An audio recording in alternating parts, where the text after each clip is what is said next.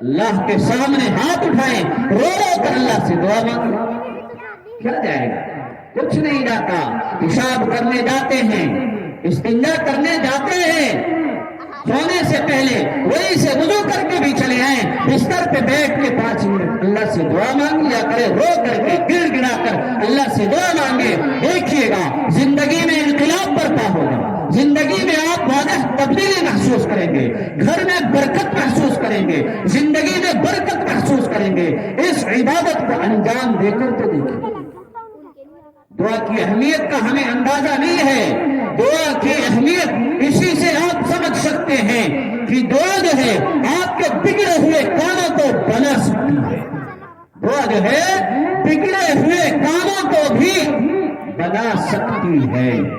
اللہ کے نبی صلی اللہ علیہ وسلم نے ارشاد فرمایا، لا يرد القدر الا الدعاء، کہ دعا جب بندہ سچے دل سے، دل کی گہرائیوں سے جب اللہ تعالیٰ کے سے لو لگاتا ہے، دعا مانگتا ہے، جو اس کا کنیکشن، مخلوق کا کنیکشن جب خالق کے ساتھ جڑ جاتا ہے، گہرا تعلق، مضبوط والا تعلق، مضبوط والا جوڑا کنیکشن جب جوڑتا ہے اور بندہ رب سے دعا مانگتا ہے، تو اس کے بگڑے ہوئے کام، بکھرے ہوئے کام مجتمع ہو جاتے ہیں۔ منتشر کام جو متفرق تھے، جو بگڑ چکے تھے، وہ کام بھی بن جایا کرتے ہیں۔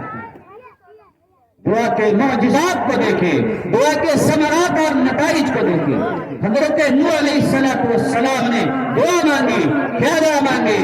رب انی مغلوب فانتصر، فدعا ربہ انی مغلوب فانتصر۔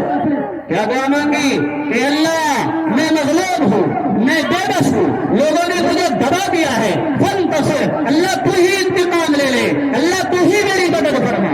کیسے اللہ نے مدد فرمائی؟ ساری دنیا میں بسنے والے لوگوں کو ڈبا دیا، غرق کر کے رکھ دیا۔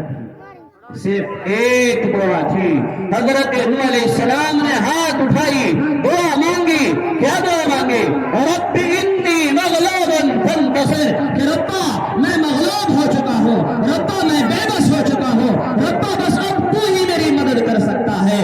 اور اللہ نے ایسی مدد کی کہ جتنے بھی ستانے والے تھے، جتنے بھی پریشان کرنے والے تھے، 950 سال تک جنہوں نے تنگ کیا تھا، ایذائیں پہنچائی تھی، تکلیف دی تھی، اللہ تبارک و تعالی نے سب کو طوفان میں غرق کر کے رکھ دیا۔ دعا کا کتنا اثر ہوتا ہے، دعا کتنی طاقتور ہے، اس کی طاقت کا اندازہ لگانے کے لیے حضرت زکریا علیہ السلام بڑھاپے کی عمر کو پہنچ چکے ہیں، 100 سال سے بھی زیادہ عمر ہو گئی ہے، ان کی بیوی کی عمر بھی 100 سال کے قریب ہو چکی ہے۔ دعا مانگتے ہیں، کیا دعا مانگتے ہیں؟ رب هب لي من لدنك ذرية طيبة، کہ ربا خاص اپنے پاس سے مجھے پاکیزہ اولاد عطا فرما دیجئے۔ رب هب لي من لدنك وليا يرثني ويرث من آل يعقوب، کہ ربا ولی اور وارث دے دیجئے جو میرا بھی وارث بنے، خاندان یعقوب کا بھی وارث بنے۔ حضرت زکریا علیہ السلام نے دعا مانگی، رب لا تذرنی فردا وانت خیر الوارثین، ربا مجھے تنہا اور اکیلا نہ چھوڑنا، ربا وارث دے دے، ربا بیٹا دے دے۔ اللہ تعالیٰ نے دعا سنی، اور جو بیوی باج ہو چکی تھی، اللہ نے اس کے رحم میں بچہ جننے کی قوت پیدا فرما دی۔ پھر وہی عورت جو 100 سال کی ہو چکی ہے، اس کے پیٹ سے حضرت یحییٰ علیہ السلام جنم لیتے۔ دعا کے اندر کتنی طاقت ہے۔ حضرت نوح نے دعا مانگی، ساری دنیا کو ڈبو دیا گیا۔ حضرت زکریا نے دعا مانگی، اللہ تبارک و تعالی نے باج بیوی کو اس قابل اور اس لائق بنا دیا کہ ان کے یہاں اولاد پیدا ہوتی ہے۔